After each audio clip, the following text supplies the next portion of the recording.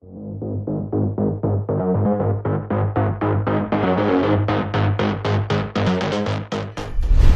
na ang mga malalaking balitang Central Luzon ngayong araw. PDRRMO Pampanga, puspusan ang paghahanda sa pagpasok ng Bagyong Henry. Kapas Mayor hiniling sa Sangguniang Bayan na gumawa ng ordinansa para i-regulate ang quarry activities. Dating Konsehal Nelson Lingat itinalaga bilang City Administrator ng San Fernando, Pampanga. Lalaki na nagtangkang dukutin ang isang batang babae sinaktan ng magkakabarangay, arestado. At rehabilitasyon ng Bataan Nuclear Power Plant, walang alokasyon sa 2023 national budget. Pero 2.2 billion pesos planong ilaan sa Department of Energy.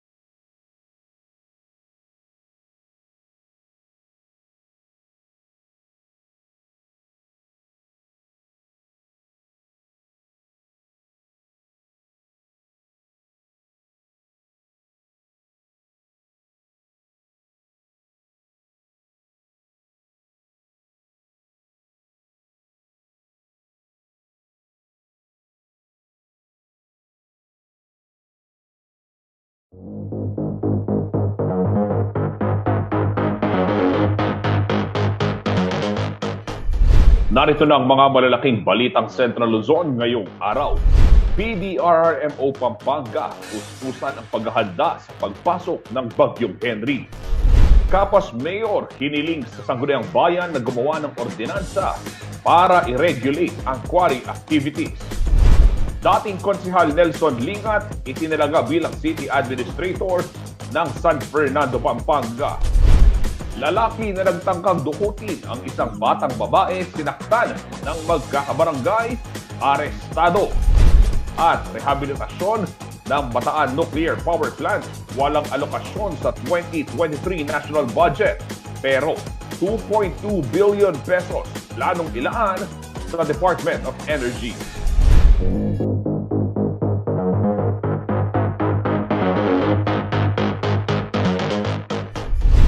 Mayapaldo, Pampanga, magandang araw Central Luzon. Ako po si Justin Dizon at narito na ang mga malalaking balitang nakalap ng CLTV Balitaan. Kaugnay ho ng inilabas na memorandum ni Pampanga Governor Dennis Pineda dito pong Miyerkules August 31 na maghanda ang Provincial Disaster Risk Reduction and Management Council.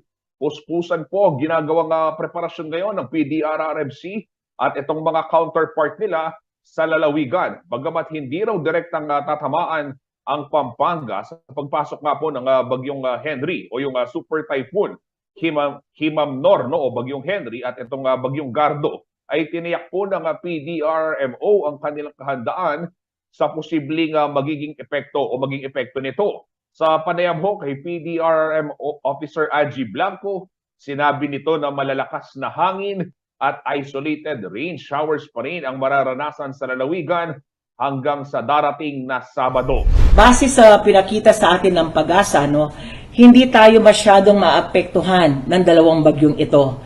No? We are expecting yung magiging epekto nito sa ating ngayon, ngayong gabi hanggang bukas ng umaga. Still, mga isolated thunderstorm pa rin. Kung makikita natin ngayon, no, di ba, umuulan dito sa San Fernando, pero sa Masantol, hindi. Ganun pa rin ang may experience daw natin, no? Dahil hindi tayo directly hit ng dalawang ito. No? Gayun pa man, pinag-iingat pa rin po ng PDRMO ang ating mga kabalen, lalo na ho yung mga nasa coastal barangay. Dagdag ho ni Blanco, nasa 50,000 packs ng relief goods ang kanilang inihanda na rin sa mga evacuation center. Naka-standby na rin umano ang mga rescue teams sa lahat ng munisipalidad at syudad dito ho sa Pampanga. Paalala ni Blanco, ayusin na yung mga bubungan na may sira at mag-abang ho ng updates sa radyo at telebisyon gaya ho dito sa CLTV News. Bubungan natin until hanggat merong oras pa, kumpunahin na po natin. At kailangan din po na makinig po tayo sa mga sa radyo, manood ng TV para sa latest update po, para alam po natin kung nasaan na po yung anong kalagayan na po natin sa pagdating ng bagyo.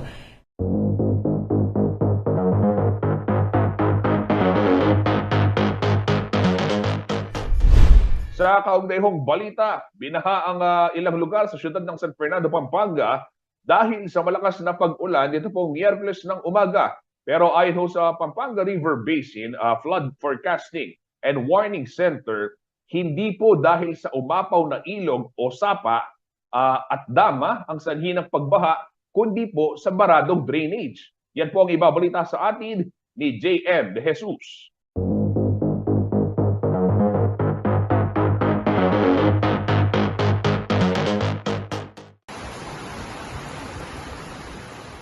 Ginising ng malakas na ulan nitong umaga ng Miyerkules, August 31, ang 67 anyos si May Sanggalang, residente ng Barangay Santo Niño, Syudad San Fernando, Pampanga.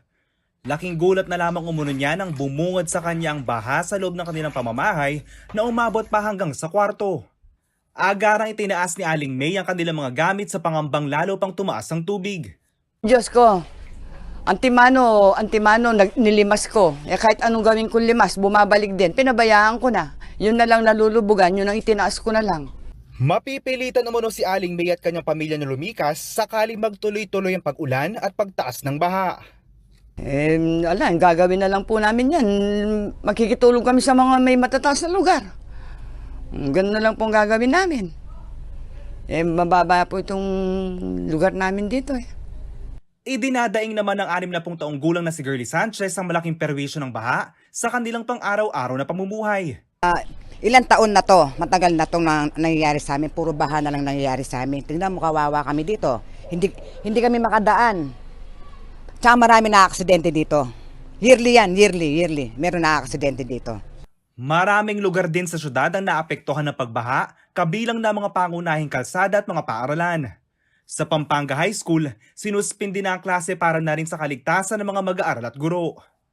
Samantala, matapos ang ilang araw na ulan, nasa below alert level pa rin ang level ng tubig sa Pampanga River ayon sa Pampanga River Basin Flood Forecasting and Warning Center o PRFFWC. Paliwanag ni Engineer Hilton Fernandez, hepe ng PRFFWC, hindi pa naaabot ng ilog ang normal level nito na 5 meters. Sa Arayat portion na lamang halimbawa na nasa 2.74 meters lamang ang taas ng tubig. Pampanga River sa ngayon, wala pa rin pag-apaw. No?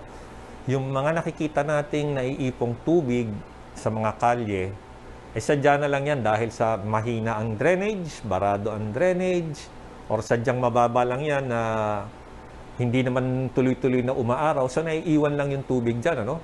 Tumatagal lang siya dyan. Kaya ganyan lang muna yung mararanasan natin.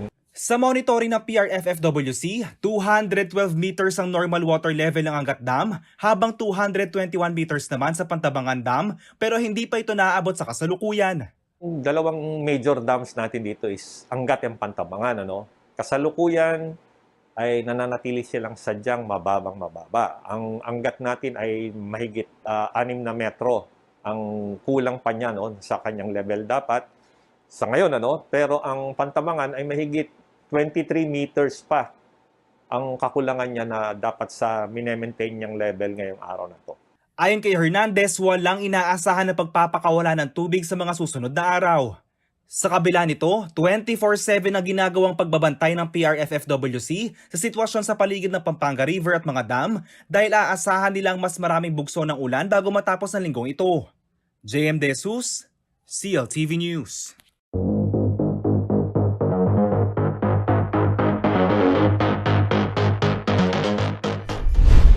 Sa ibang balita, matapos pong 2 buwan mula ng maluklok si Mayor Vilma Caluwag sa siyudad ng San Fernando, nakapagtalaga na rin siya ng magiging katuwang sa pamumuno bilang City Administrator. Ito po ay sa katauhan ni Engineer Nelson Lingat na dati na rin pong nagsilbi bilang City Councilor. Sa appointment letter po kay Lingat, makikitang epektibo ngayong September 1 ang kanyang pagkakahirang bilang City Admin na may salary grade 25 sa ilalim po ng co-terminus status. Bilang City Admin, entitled din daw si Lingat sa Representation and Transportation Allowance o RATA.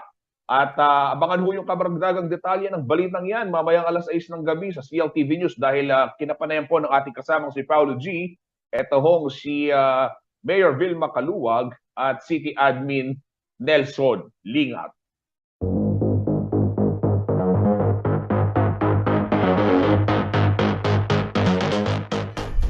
Samantala, abangan sa pagbabalik ng CLTV Balitaan. Bayan Gitnang Luzon Chair na si Paul Viuya, pansamantalang pinalaya matapos payagang magpiyansa ng korte. Lalaki na nagtangkang dukutin ng isang batang babae, sinaktan ng magkakabarangay. Arestado. At rehabilitasyon ng Bataan Nuclear Power Plant. Walang alokasyon sa 2023 national budget. Pero 2.2 billion pesos planong ilaan ho sa Department of Energy. Yan at marami pang iba sa aming pagbabalik.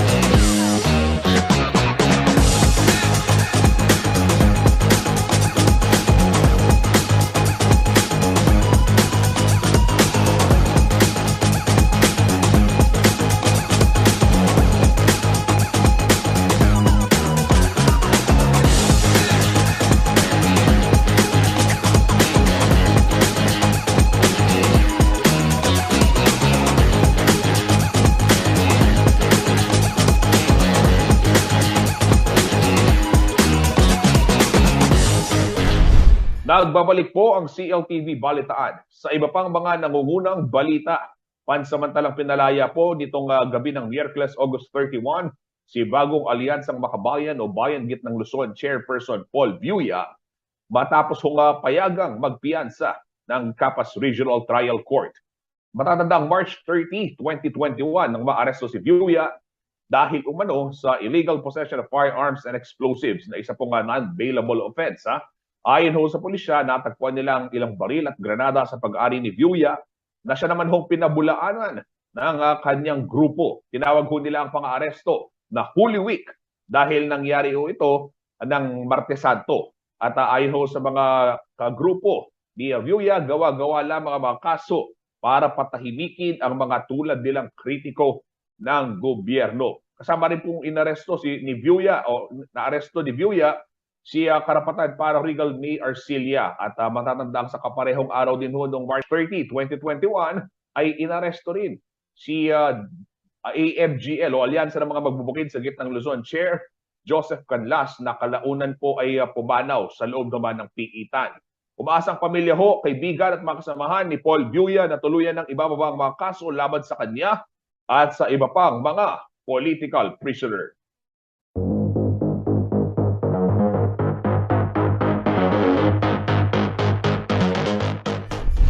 Sa ibang balita, nasa kote ho ng ilang mga residente sa Dila-Dila, Santa Rita, Pampanga, ang isang lalaking nagtangkang dumukot umano sa isang 7 taong gulang na babae. Sa kanila pong lugar, sa galit ho ng mga residente, nagawa pa nilang sakta ng suspect na nasa kamay na ngayon ng kapulisan. May ulat po si Felix Barrios.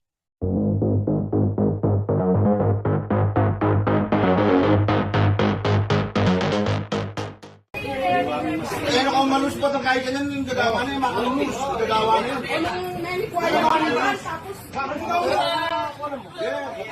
Viral ngayon sa social media ang videong ito kung saan makikitang sinasaktan ng isang grupo ng kalalakihan ng isang lalaki. Kuha ito sa Barangay Hall Compound ng Dila-Dila, Santa Rita, Pampanga, Linggo, August 28. Ayon kay Barangay Captain Bugoy Soto, dinala sa Barangay Hall ang naturang lalaki matapos umano nitong tangkain dukutin ang isang 7 taong gulang na babae sa kanilang lugar. Chip, puntahan mo, baka saktan ang tao. Kunin mo. Ang ginawa naman ng jeep ko, dumaan dito sa highway. Ang nag-aresto yung mga taong nakapaligid doon. Tumawag sila para ulihin. Ang nakauli, yung mismong pamilya ng bata. Kwento ng ina ng biktima, July 25 nang una niyang ireklamo sa barangay ang suspect dahil pinakita umano nito ang kanyang ari sa kanyang anak. Last month po kasi sir, pinuntahan niya na po yung anak ko dun sa tabi naming bahay. Sa tabi lang gate lang po. Then po, nilapitan niya po. Nahalukan niya po ng pera para pasakayin po sa kanya. Ang ginawa po ng anak ko, sumigaw-sigaw po siya, tapos tumakbo po siya. Kita ko po na sinusumbong ng anak ko, bigla pong binarurot yung motor niya.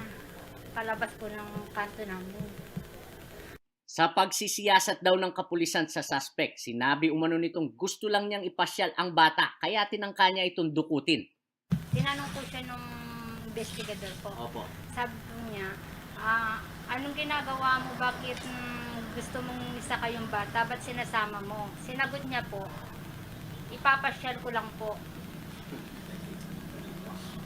Sabi ko, hindi mo naman anak ipapasyal mo. Sabi ko, paano na lang kung nakuha mo yung anak ko, tapos may ginawa ka, tinapon mo. Paano na lang ako magulang? Anong mararamdaman ng bilang magulang? Nahaharap na sa kasong paglabag ng Republic Act 7610 o Child Abuse Law ang suspect na nasa kustodiya na ngayon ng PNP. Upon the investigation, nalaman nga na may violation yung lalaki. Na-file naman po yun sa prosecutor's office last August 30. Turn over ng mga barangay official doon yung tao. And at the same time, pinamedical po natin yung tao and then dinala dito sa office for custodial investigation po. Samantala, ayon kay Police Lieutenant Norman Bundalian, Deputy Chief ng Pulis ng Santa Rita, nagsasagawa na rin umano sila ng investigasyon ukol sa video na kumalat sa social media kung saan ay makikitang sinasaktan ng ilang kalalakihan ng suspect. Ang ating pong kapulisan ay nagkakandak na rin po ng investigasyon regarding po doon, ina-identify na rin po namin yung mga involved doon sa video. Hiningan na rin umano ng salaysay ng Santa Rita Municipal Police Station ang punong barangay ng Dila-Dila para ipaliwanag ang mga lumitaw sa video. Hindi ko man alam yung video talaga yan kung hindi lang pinakita nung gabi sa akin. Sabi ko, walang si ganyan. Hindi, meron, Kap. Nung nakita ko gabi, pinuntahan ako ng pulis. Kap, ay, wala akong alam dyan kasi yung binigay sa akin picture lang nung kinakausap ko lang yung tao. Depensa ni Kap, wala umanong kinatawan ng barangay ang nakakita habang sinasaktan ng ilang mga kalalakihan ang nasabing suspect na nakita sa video. Sunday po yun eh. Ang chip, pagdating ng chip, hindi na sinasaktan. Una sa akin konti yung chip eh. Opo. Tapos pagdating ko, nakita ko na ini-interview siya nandito. Pero kung nandito ako, walang gagalaw. Alam nila. Opo. Pag nandito, kahit sinong matapang, walang gagalaw. Wala pa akong naging kasong sinasaktan dito sa barangay. Hindi naman daw ito umano related sa mga kumakalat sa social media tungkol sa isang van na nandudukot ng mga kababaihan. Tungkol naman po dun sa puting ban na kumakalat sa ating social media, wala pong katotohanan na meron ganun tayong insidente. So, in short, fake news po yun. Nakiusap naman ng Santa Rita Police sa kanilang mga kababayan na siguraduhing magsagawa ng pagsisiyasat sa kanilang mga nakikita sa social media at mag-ingat sa pagsishare upang maiwasan ang pagpapakalat ng maling impormasyon na nagdudulot ng kalituhan at pangamba. Felix Barrios, CLTV News.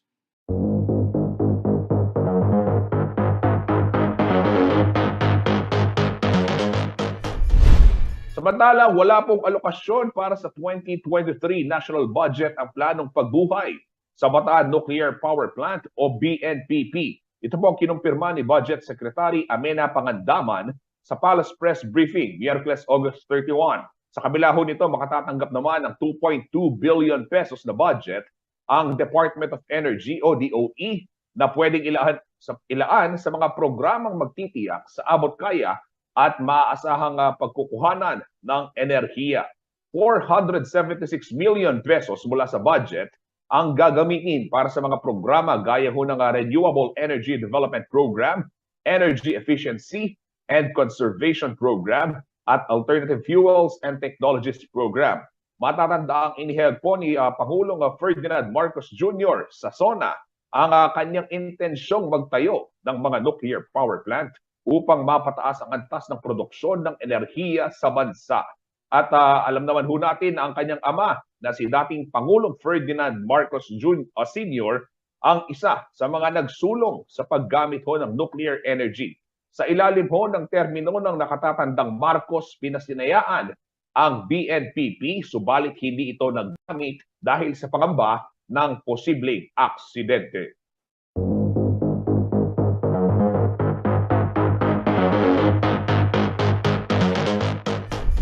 Abangan sa pagbabalik ng CLTV Balitaan, Kapas Mayor hiniling sa Sangguniang Bayan na gumawa ng ordinansa para i-regulate ang quarry activities. Pamamahagi ng cash assistance ng DSWD mas naging maayos daw dahil sa online registration at tulong ng lokal na pamahalaan. At mga benepisyaryo ng reformang agraryo gagabayan ng SECTEO at DARPO-NE sa pagpaparehistro at pamumuhunan. Manatiling nakatutok at magbabalik ang CLTV Balitaan.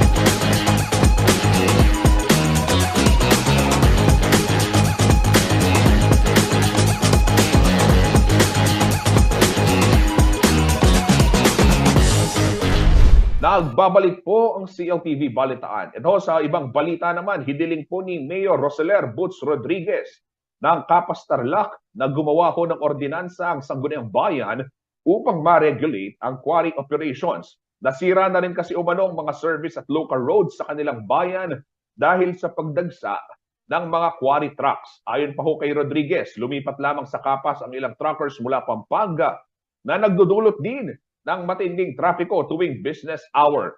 Paglilinaw ho ng alkalde, wala siyang kapangyarihan sa pagpigil ng operasyon ng mga trucking industry na pumapasok, kaya naman hiningi niya ang tulong ng Sangguniang Bayan.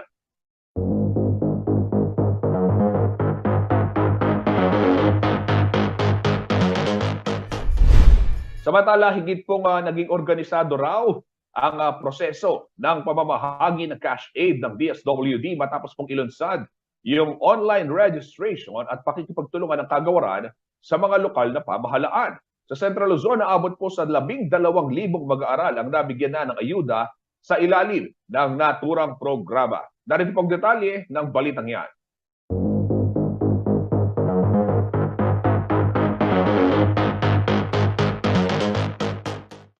Mas maayos at organisado na ang naging pamamahagi ng educational assistance sa iba't ibang payout area sa gitnang Luzon nitong nakaraang Sabado, August 27. Ayon kay Reiner Grospe, Information Officer ng Department of Social Welfare and Development o DSWD, bunga ito ng pagtutulungan ng kagawaran at mga local government unit. Nakatulong din umano dito ang ipinatupad ng online registration. Nakita natin na mas maayos ang naging payout noong nakaraang Sabado para sa educational assistance, no.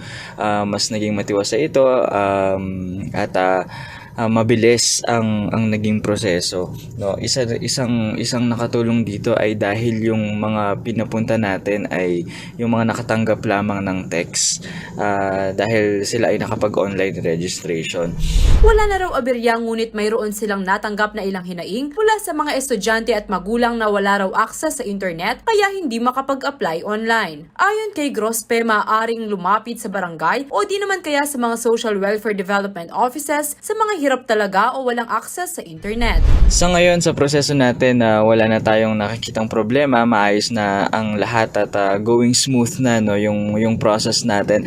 Meron lang tayong mga natatanggap na mga hinaing na yung mga iba ay walang capacity to register online. Sa mga pagkakataong ito, kinakailangan natin na magtulungan, no. Magpatulong po tayo sa mga kasama natin sa ating community na merong access sa internet. Kung wala naman po, pumunta po tayo sa mga barangay natin at magpatulong po tayo mag-fill out sa kanila, o di kaya naman ang local government unit natin sa pamamagitan ng mga local social welfare and development offices ay handang tumulong po sa inyo para makapag-register kayo online for educational assistance. Batay sa datos mula sa Policy and Plans Division ng DSWD Region 3, higit 3,000 na mag-aaral ang napagsilbihan ng ahensya noong August 20, habang umabot naman ng halos 9,000 ang nakapag-avail ng financial grant nitong August 27. Sa bilang na ito, 1,217 ang mula sa Aurora, 745 sa Bataan, 2,561 sa Bulacan, 2,534 sa Nueva Ecija, 1,955 sa Pampanga, 1,878 sa Tarlac, at 1,990 naman sa Zambales. Ito'y bunga raw ng mga pinaigting na pakikipagtulungan ng iba't ibang ahensya ng gobyerno, aktibong partipasyon ng mga lokal na pamahalaan at sistematikong aplikasyon ng AICS Educational Assistance. Samantala, nais ding ipabatid ng DSWD ang pansamantalang paghinto ng aplikasyon sa lalawigan ng Bulacan at Nueva Ecija. Tuloy-tuloy naman ang pagtanggap ng aplikasyon para sa lalawigan ng Aurora, Bataan, Tarlac, Pampanga at Zambales. Sa ngayon, no,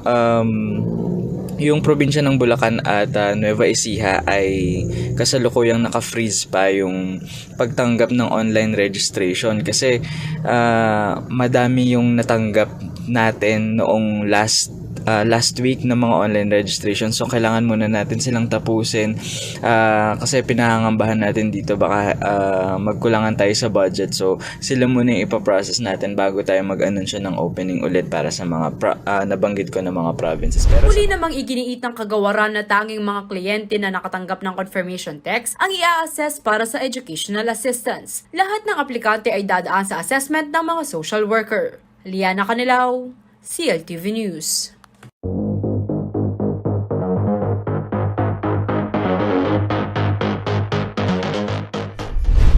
Sa ibang balita, isang partnership po ang binuo ng Securities and Exchange Commission Tarlac Extension Office kasama po ang Department of Agrarian Reform, Provincial Office of Nueva Ecija o DARPO-NE. Layunin po nito na tulungan itong mga agrarian reform beneficiaries, organization o yung ARBO sa kanilang registration sa komisyon at pag-secure ng mga regulatory requirements sa ilalim ho ng SEC Communication and Advocacy and Network Campaign. Ang kolaborasyon po ay isinapinal sa pamamagitan ho ng isang Memorandum of Agreement na pinirmahan ni na SecTeo Director Attorney Richard V. Laus at DARPO-NE Provincial Agrarian Reform Program Officer 2 Eden B. Ponyo. Dito pong August 17 sa Cabanatuan City, lalawigan po ng Nueva Ecija.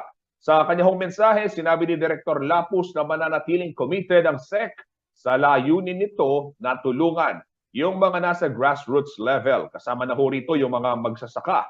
Matapos po ang MOA signing, nagsagawa ang SEC-TEO at DAR Nueva Ecija ng isang seminar workshop hinggil naman sa online submission ng annual reportorial requirements para sa mga opisyal ng 10 newly registered ARBOs sa probinsya. Kabilang ho sa mga napag-usapan, yung annual filing ng audited financial statement, general information sheet, at mandatory disclosure form.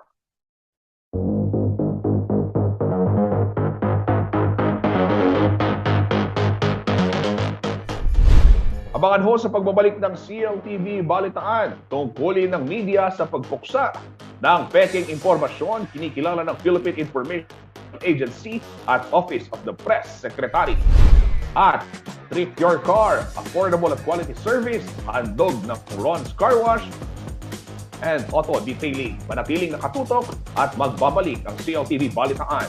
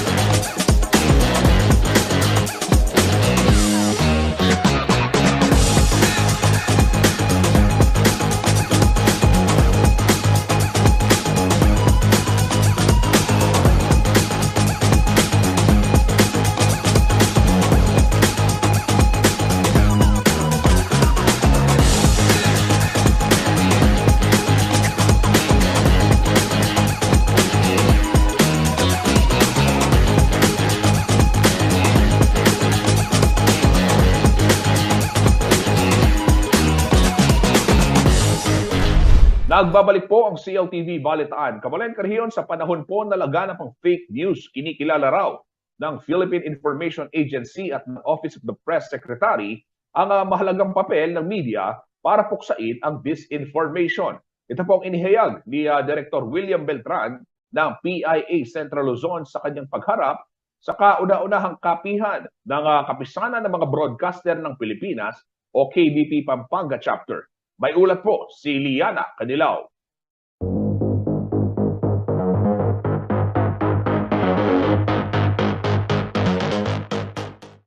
panahong laganap ang misinformation, disinformation o ang tinatawag na fake news, binigyang pagkilala ng Philippine Information Agency o PIA ang kontribusyon ng private media organizations sa paghahatid ng balita.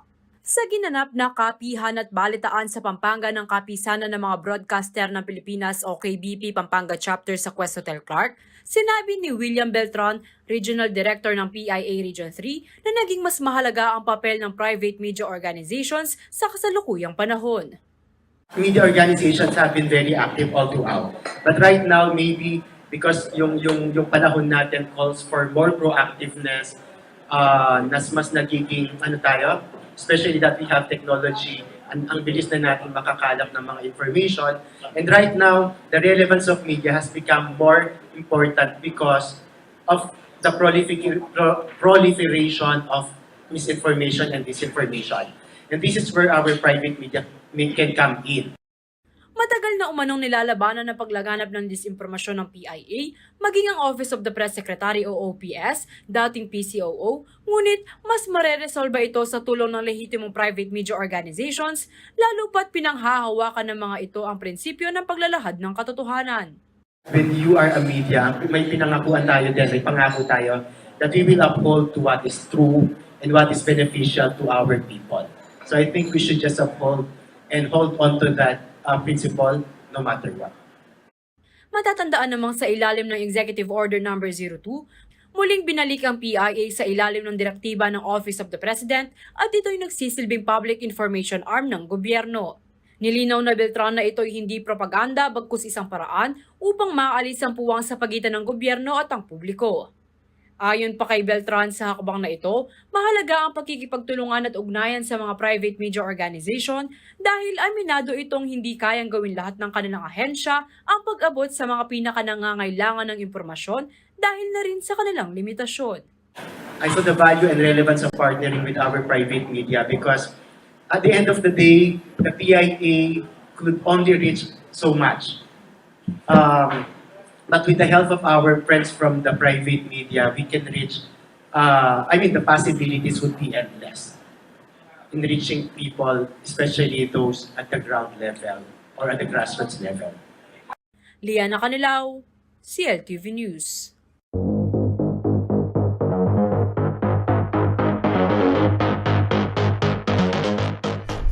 Ito ho, mga kabalen, mga kariyon, lalong-lalo na si Kuyang Ray Bravo, na alam ko panay ang biyahe, marobina ba yung iyong sasakyan at kailangan ng malinisan, aba naman, ipa-car wash mo na yan, oo. At na-discover ho ng tropang TTG, ang isang car wash dito po sa siyudad ng San Fernando, Pampanga, na saktong-sakto ho para sa mga naghahanap ng excellent service na deserve po ng inyong mga sasakyan.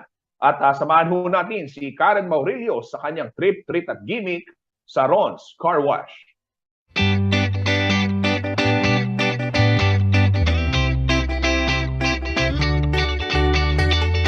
Malaking serbisyo ang naidudulot ng mga sasakyan, lalo na sa panahon ngayon. Maswerte ka kung hindi mo na kailangang mag-commute para makarating sa iyong paroroonan. Kaya naman mahalagang alagaan at ingatan ang gamit mong sasakyan. Isang paraan ng pagpapanatili ng magandang kondisyon ng sasakyan ay ang regular na pagpapalinis nito sa loob at labas. Pero saan nga ba magandang magpa-car wash? Sa dinami-rami ng car wash o car cleaning service dito sa Pampanga, meron isang nag-stand out dahil mapapawaw ka sa resulta pag sa kanila ka nagpunta.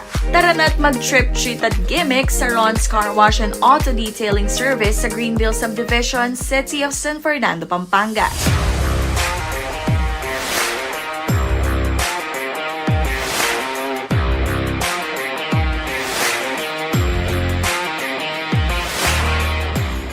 Hilig daw noon ng may-ari ng Ron's Car Wash na si Ronnie Tango ang magpalinis ng sasakyan para mapanatili ang itsura at takbo nito. Pero hindi raw siya satisfied sa linis na ginagawa sa kanyang kotse, kaya nang magkaroon ng oportunidad, nagdesisyon siyang magbukas ng sariling car wash at auto detailing service. Numero 1 raw kasi ang customer satisfaction, lalo na sa ganitong klase ng business. Kaya naman itong si Ronnie, hands-on at laging nakatutok para masigurong hindi nagbabago ang kalidad ng serbisyo sa kanyang car wash. Nakakasiguro kami na maganda po yung outcome ng serbisyo namin kasi hands-on po ako at saka kasama po ako sa naglilinis. At saka sa ganitong negosyo po, para sa akin kasi kailangan hands-on ka. Kasi kung ang isang empleyado mo, meron isa sa kanila na wala sa kondisyon, lahat apektado, lalong-lalo na po sa paglilinis.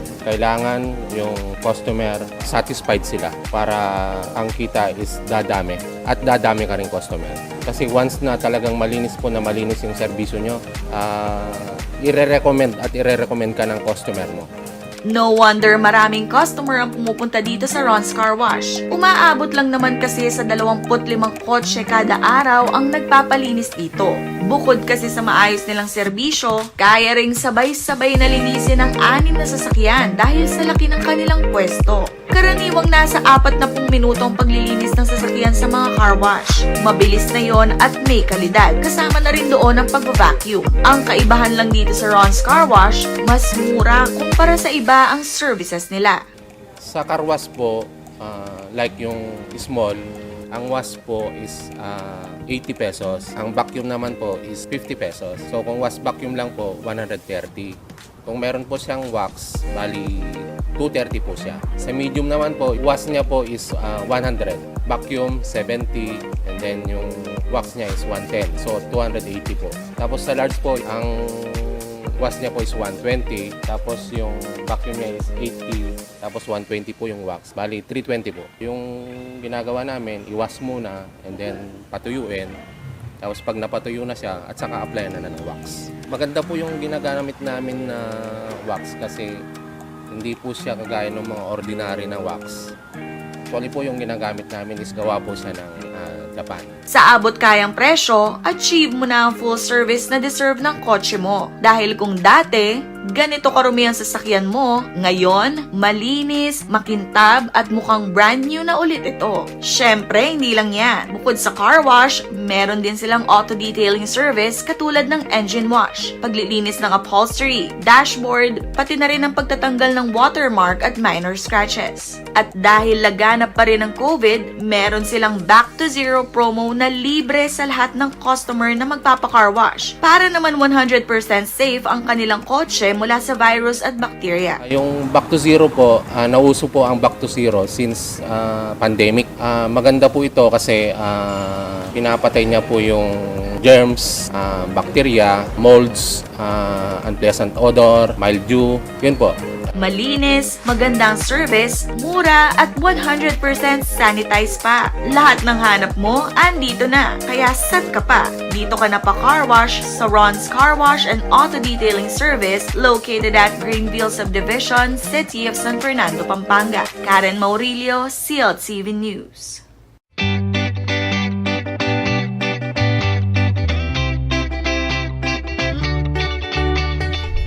Alamin naman natin ngayon ang magiging taya ng panahon mula kay Ginong Manny Esguera, ang Chief Weather Forecaster ng Pag-asa Clark.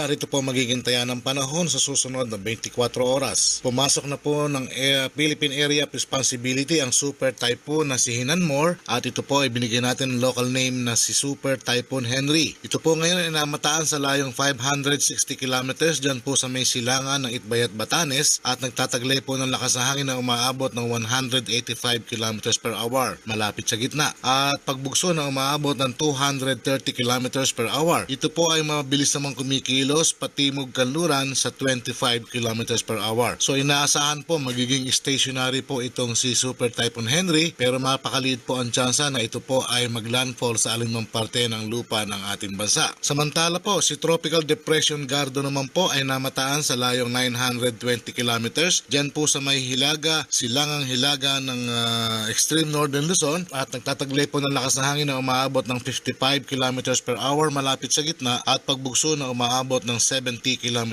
per hour. Mabilis naman po itong kumikilos pa Hilagang Kanluran sa 45 km per hour. Inaasahan po anytime po today ay posible na pong mag-merge sumanib itong si Tropical Depression Gado kay Super Typhoon Henry. So yun po yung senaryo na malaki po ang posibilidad na ito ay sumanib dito kay Super Typhoon Henry. Samantala po ang Metro Manila, Ilocos Region, Cordillera Administrative Region, Calabarzon, Mimaropa, Bicol Region, Western Visayas, Batanes, Cagayan, Zambales at Bataan, maula po ang papawiri na may mga kalat-kalat na mga pagulan, pagkidlat at pagkulog. Ito po ay dulot ng extension o yung trough ni Super Typhoon Henry at nito pong pinapalakas niya na hanging habagat. Ang natitirang bahagi po ng bansa kasama na po dito ang Pampanga, magiging bahagi hanggang sa kuminsan ay magiging maulap din po ang papawirin, especially po sa bandang hapon o gabi ay posible rin po tayong makaranas sa mga pulo-pulong mga pagulan at pagkidlat at pagkulog, dulot po ito ng localized thunderstorm. So pinag-iingat po natin ang ating mga kababayan, kahit na po walang direktang epekto sa atin ang mga bagyo, ay hahatakin naman po nila ang habagat na siya magbibigay sa atin ng mga malalakas na mga pagulan na may mga kasama rin pong mga bugso ng hangin. Kaya pinag-iingat po ang lahat.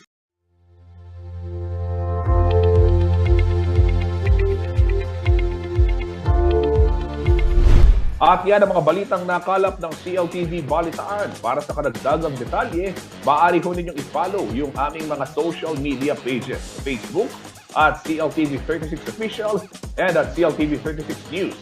Sa Twitter naman at CLTV36 at yung ating Instagram at CLTV36 Official. Kung nais ho ninyong balikan yung mga programa ng CLTV at yung mga balita at informasyon dito sa Central Luzon, pwede ho rin kayong bumisita dito sa ating YouTube channel at CLTV36 Official o di kaya naman yung website natin www.cltv36.tv. Nasaan ka man sa bansa, abay, mapapanood mo na yung mga programa ng CLTV via Signal Channel 115 at dito po sa Central Luzon sa ating 39 cable partners at maging sa Free TV Channel 36. Kasama po ang buong puwersa ng CLTV News and Current Affairs. Ako si Justin Dizon. Ito ang CLTV Balitaan. Maraming salamat po.